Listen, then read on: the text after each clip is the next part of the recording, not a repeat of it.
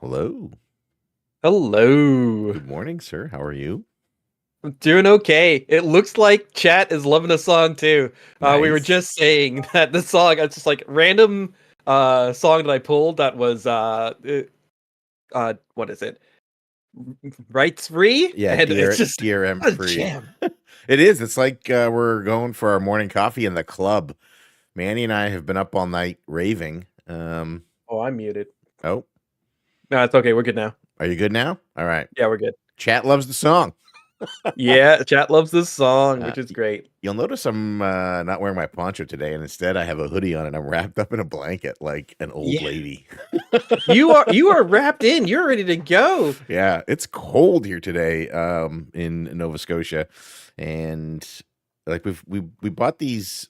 We're trying to like cut down on how much propane we use, not because we're like Okay. super environmentally conscious, but because propane's expensive.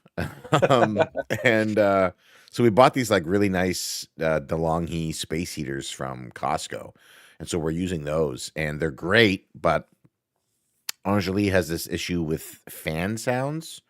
She used to have an aerosol machine when she was a kid that now she has like post traumatic trauma from using this thing as a kid. So when she hears fan noises, it causes her tension, and she stresses up or stressed, and she Oh. tenses up. So we try not to have fans. So we're like using them just on like the radiant heat option, which is Mhm. great. It feels really comfortable and it's quiet, but it's slow. So we're blanketing this Mm. morning. Got it. Got it. Yeah. No, I like my partner uh had a place like further up north, a little more rural. Her we called the her dad the outlaw, not the in-law, the outlaw, because we weren't at that point. Right. um but he liked it cold. And so everybody else is wrapped up. So I feel that. I feel that a lot. Yeah, I used to say things like, "Well, we can pay for the oil or we can pay for the blankets, and we already own the blankets." Um, I guess I'm still saying that because I'm wrapped up in a blanket. And you're just burning the oil. Yeah, that's right. That's right. We got off oil. We're on propane and electric now. So, but it's good stuff. Manny, what are you drinking this morning? What's in your cup? I needed the caffeine hit. We're on the Yorkshire tea. Mm. But it's an orange pico. Now, the reason I say this is because I recently learned after our last episode that there's fears of tea shortages in the UK.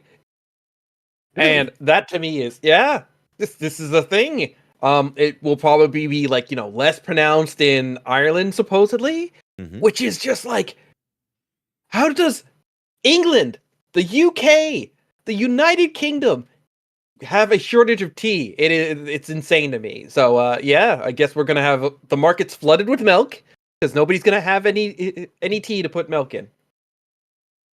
The dairy farmer crisis in the making.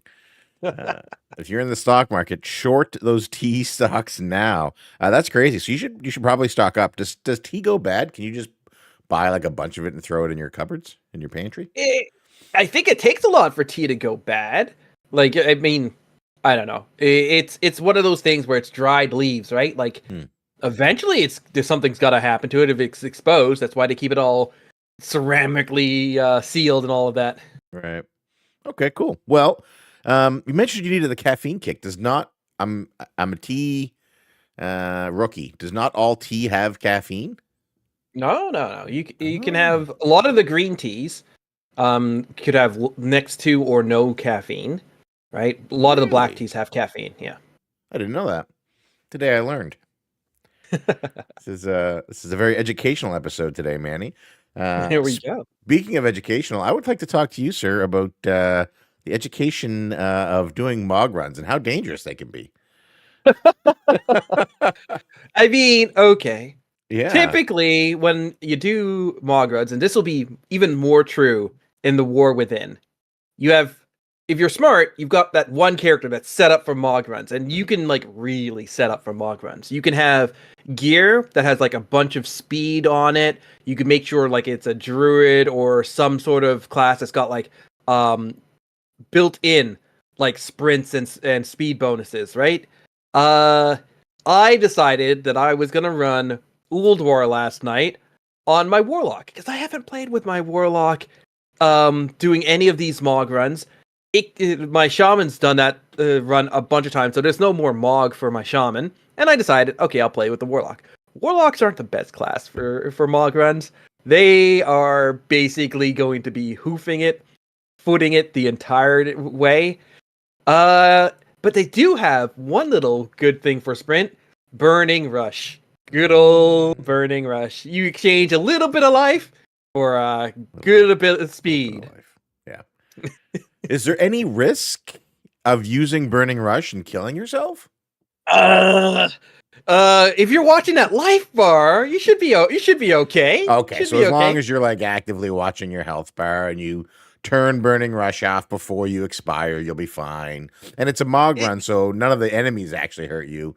So there is really no danger, no risk of death in a Mog run using Burning Rush as a warlock, right? You would think so. You would think so. And so I also thought so. Okay. And I was using it relatively aggressively because I'm like, I can get this health down. And I decided, oh, you know what? I'll grab a health stone just so I could like refuel a bit of health and then convert that health into the need for speed. And I was like, okay, I gotta turn it off. I'm low on health. I don't have my warlock cookie. Anything I try life drain gets killed immediately, so I'm not really getting much life from it.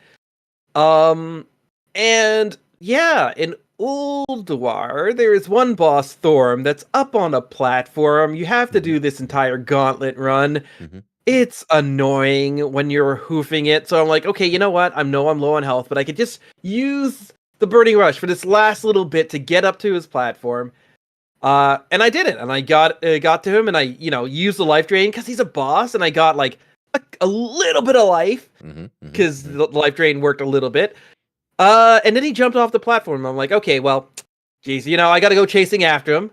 So I followed him off that platform. Yeah, you know as what you do. Does scale in Mog runs? What's that? I can't imagine what this could possibly be leading to. Fall damage. Fall damage scales because it's a percentage of your health. And that percentage of my health was greater than the percentage remaining after I had done my Burning Rush.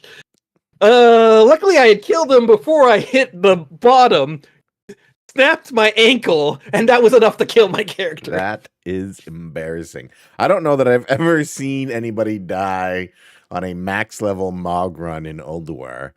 But I watched that live last night. And as you were and running, about 100 other people. You were running down the hallway, and I was like, "Oh, his health is really low." And at first, I was trying because I tuned in when you were in that hallway.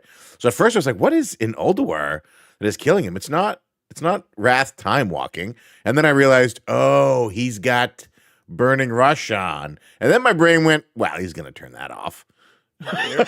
Yeah, I did. I did. I just didn't quite compensate. Yeah. Did you health zone? Did you? I health zoned before. I guess you tuned in because, like, literally, I was going before that hallway. I'm like, okay, you know what? I want a Burning Rush. This is so slow without Burning Rush. I'm gonna make some health stones, and I'm gonna pop a health stone. That'll give me some health. Okay, go down the hall. Oh, okay. You know what? I'm gonna Burning Rush again. And you probably came in as I turned on Burning Rush again after saying out loud, I'm using this quite aggressively. I need more health.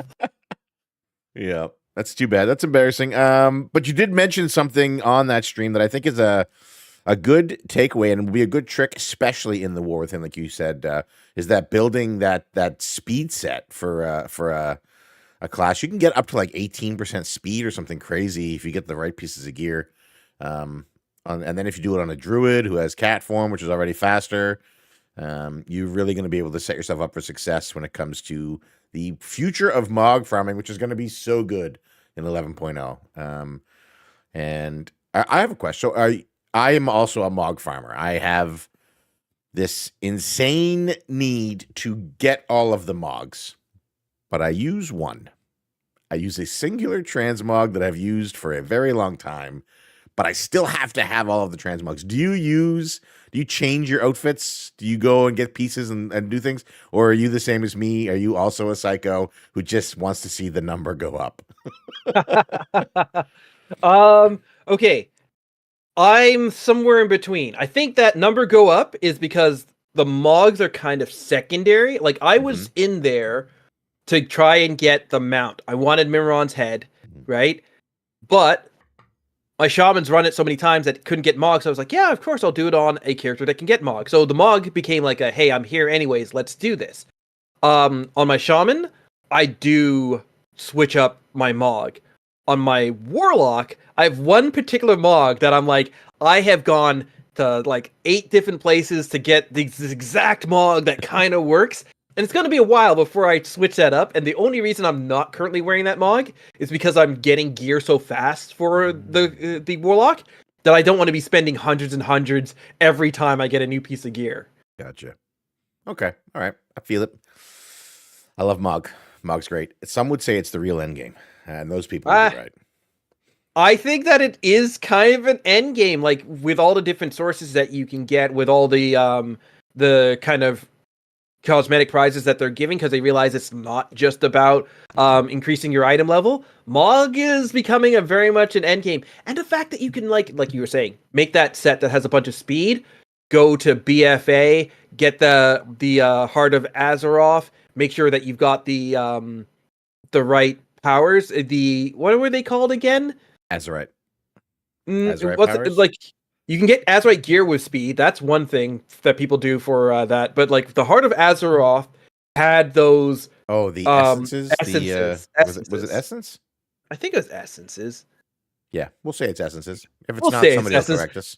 Yeah, chat. Let us know. But anyways, getting those essences that give you the speed boost, right? Like all of that to like really get some solid power. So just in base form, you can get, like you were saying, I think it was like 19% from Something speed like that, on some things, right? But you like add on those powers and you can reach like 30% speed without even going into like cat form or ghost wolf or using any of those sprints and stuff.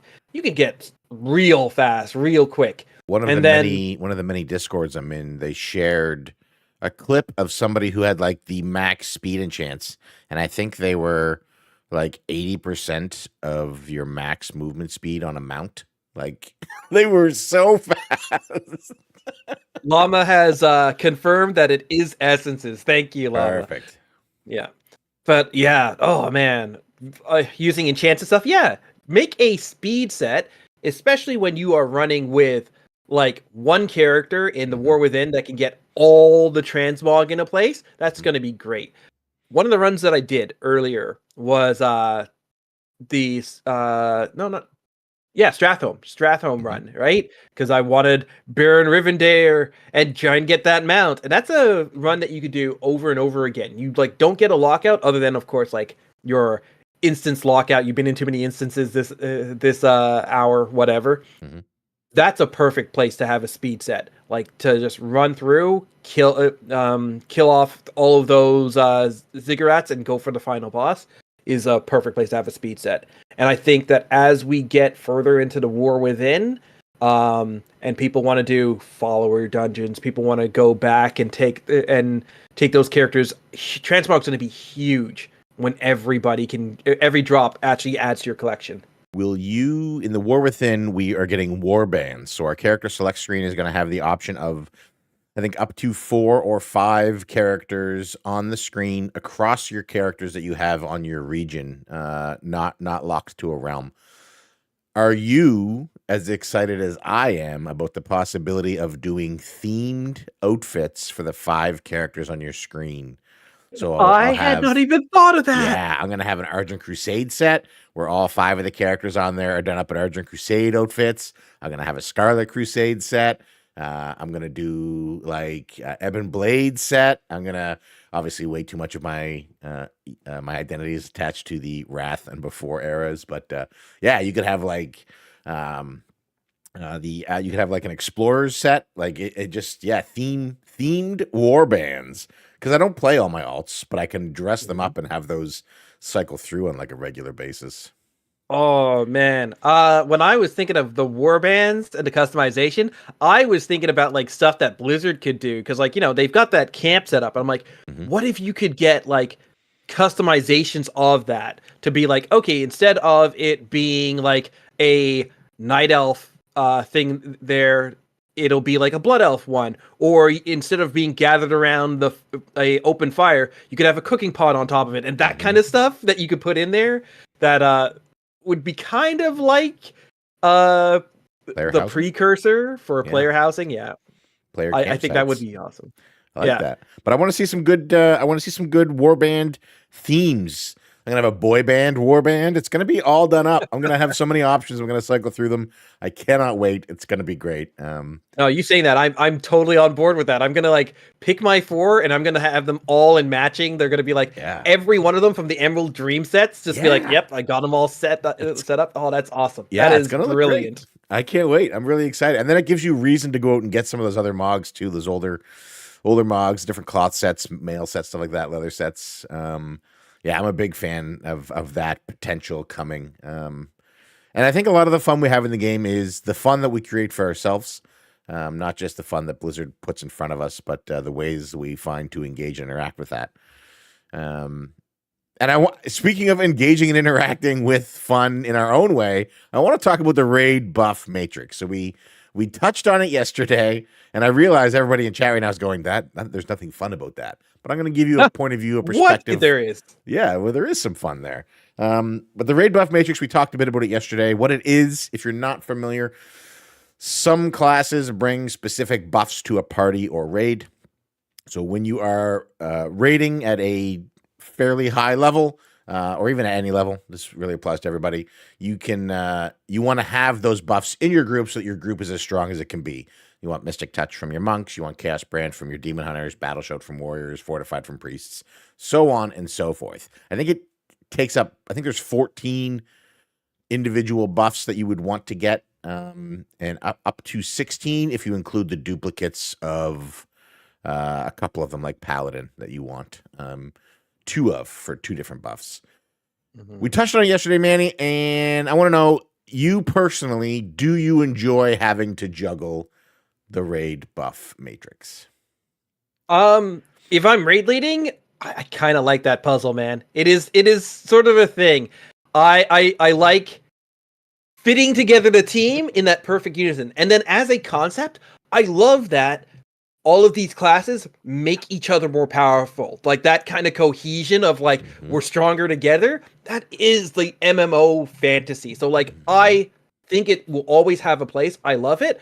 I'm worried that like something along the lines of near 75%, like, because we got that fluctuation. We're at 14 on the low end, 16 at the high end. 75% of your raid composition is mandatory if you want optimized stuff. And that to me is like, that's a little much. Yeah, I love it though. I'm a puzzle guy. I like puzzles. I love crosswords. I love Sudokus. Finding the pieces that fit in the best way possible when also including your team and what options you have, to me, feels really good. Now, when it doesn't feel really good is when you are missing one of those buffs. So the caveat is, if I have access to all of the buffs, what I enjoy is figuring out what pieces to put in or to have in that will give me that, the best chance at winning. Determining a Havoc Demon Hunter or a Vengeance Demon Hunter, or both. Determining a Prot Warrior or an Arms Warrior. Determining a Mistweaver, Windwalker, Brewmaster. Slotting in those pieces feels really good. If you are missing one of the buffs, then it feels like you're being held back in such a way. So it's really, really tough because I can't think of a way to replace the buff if you're missing it that wouldn't also completely eliminate the fun that I have in figuring out those puzzle pieces. I think they gotta do it like they've done with Bloodlust, like they've done with Battle Res. The ones that are so important that they're like, yeah, there's no way we have this on just one class. There's no way you say, listen, if you don't bring a druid, you don't have a Battle Res. If you don't bring a shaman, you don't have Bloodlust. Like, So spread it out to mage, spread it out to hunter, spread it out to the evokers, right? Right. Same thing with battle res. Paladins just are the latest class with a battle res. Warlocks, death knights, druids we already talked about for that. I would say the same thing should be there for brilliance, should be there for the mystic touch. The 5%ers, man, those ones 100% should not be on just DK, should not be on just monk. In my opinion, Yeah. that is the wrong way to go. And I think that we were talking about this before. There's a balance, right? Because I hate that certain classes are coming up and they're like, I don't have any kind of raid utility. Mm-hmm. So if I'm like let's say a rogue and I do equal damage against a warlock, but we need a battle res, it's like, oh, okay, I don't even have anything to offset that, right? If Right. I am a mage and I'm up against a warlock and it's like, we need that battle res, but we need that bloodlust, at least that's a decision to make, right? And I think these decisions really come into play when you're talking about Mythic Plus, Mm-hmm. Mm-hmm. right? Because Yeah. in Mythic Plus, there's no way you have all of those. No. People are going to be like, yeah, I guess we give up that Mystic Touch. I guess we give up that Chaos brand, Mm-hmm. right? All the time. There are complete comps, but they will make sure that they have a battle res most of the time. They will stretch to try and get that bloodlust, right?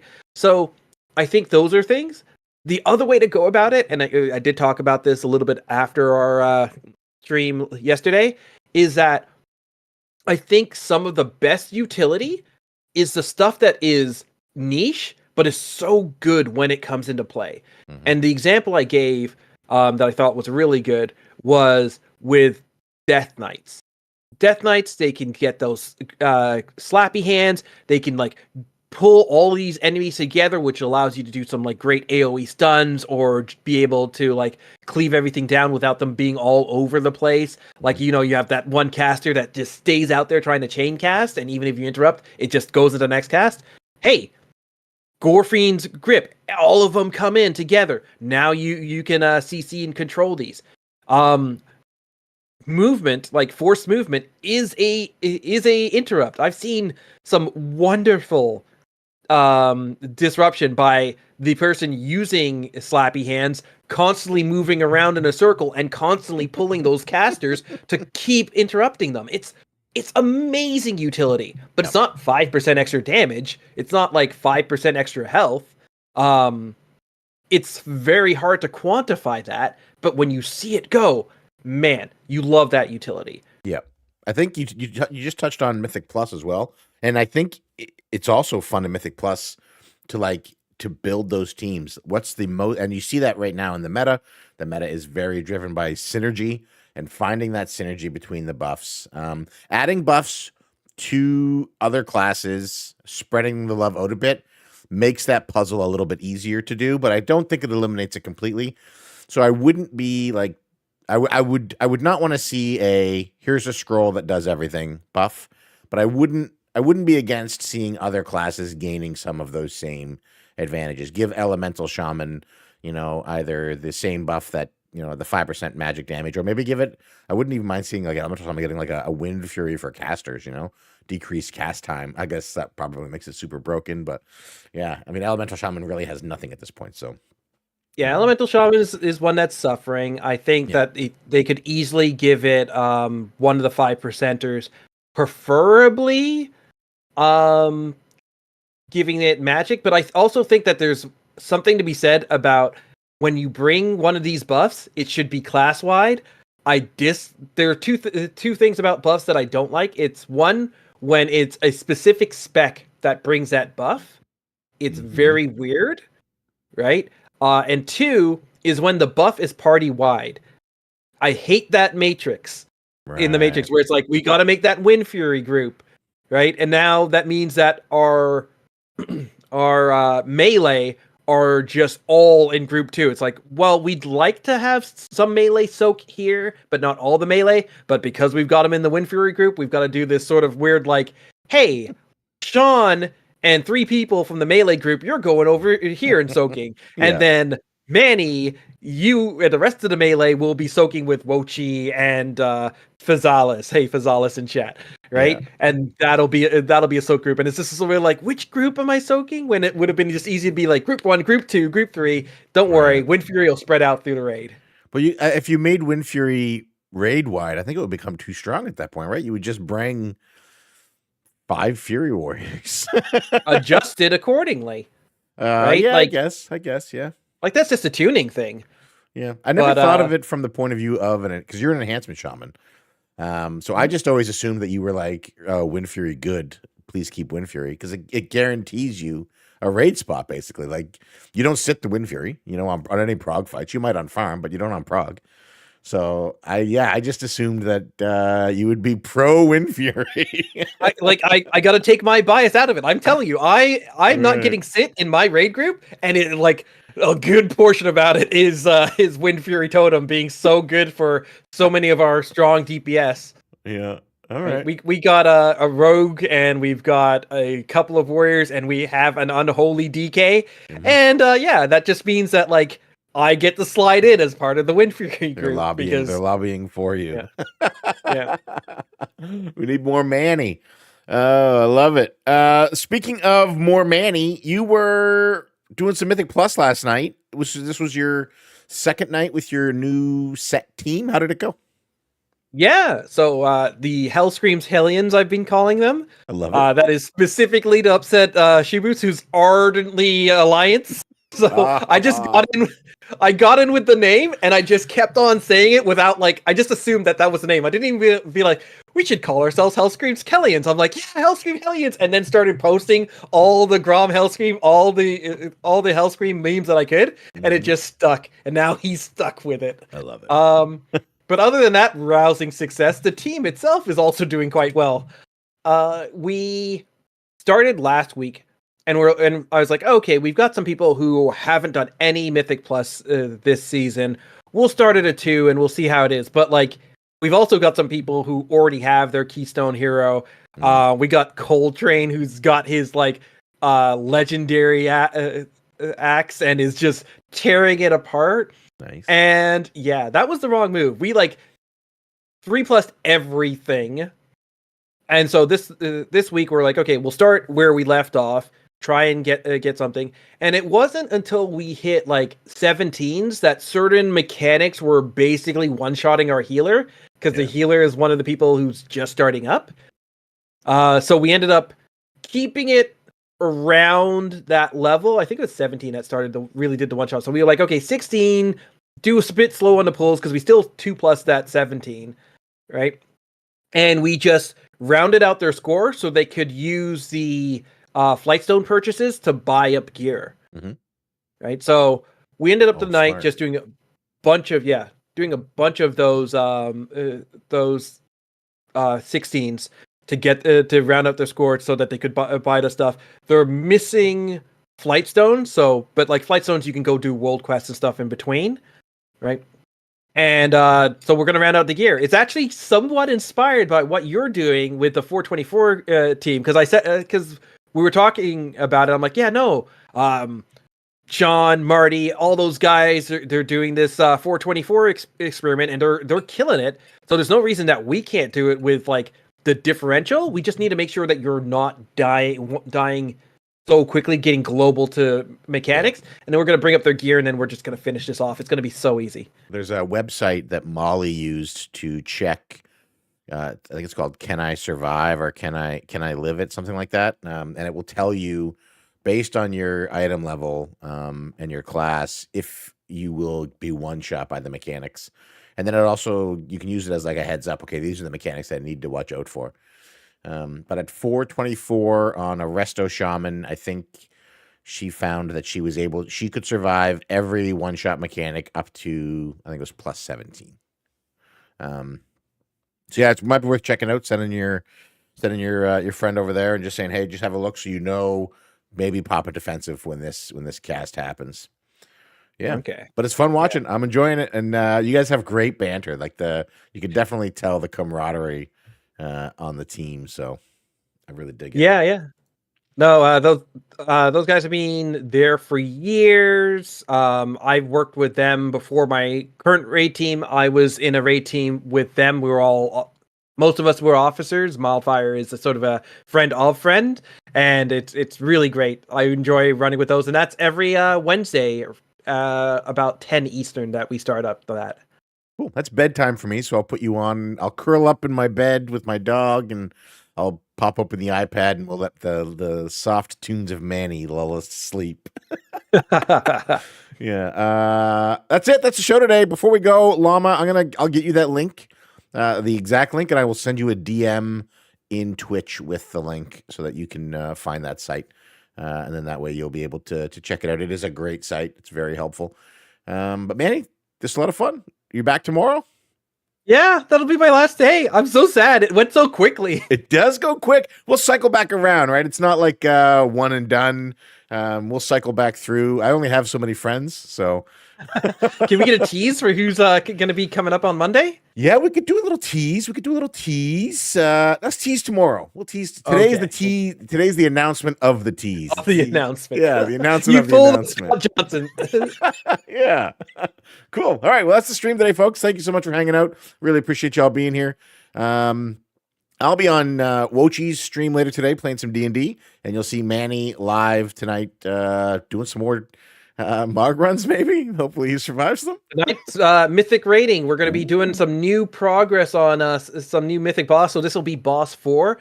Nice. It looks like it's going to be Larador, but it might be the Council. What would you suggest? So much easier. So I hate the Council fight. I do not enjoy the Council fight, but it is so much easier than Laradar. Yeah. Those wing bosses don't mess around. That's what I thought. Yeah. Definitely tell them to go Council. Plus, then maybe you get a Mythic Pips. That's what I would love, but it just doesn't exist. I swear. Actually, after this, right after this, I'm going to be doing some time walking runs because that is what it is this week. So I'm going to just plug into that. Slap on some old legendaries. You're going to see me do like 90% of the team's damage. It'll be fun and fast. Good. I can't wait. I'll tune in for that. All right. Okay. We will see everybody tomorrow. See you in a bit.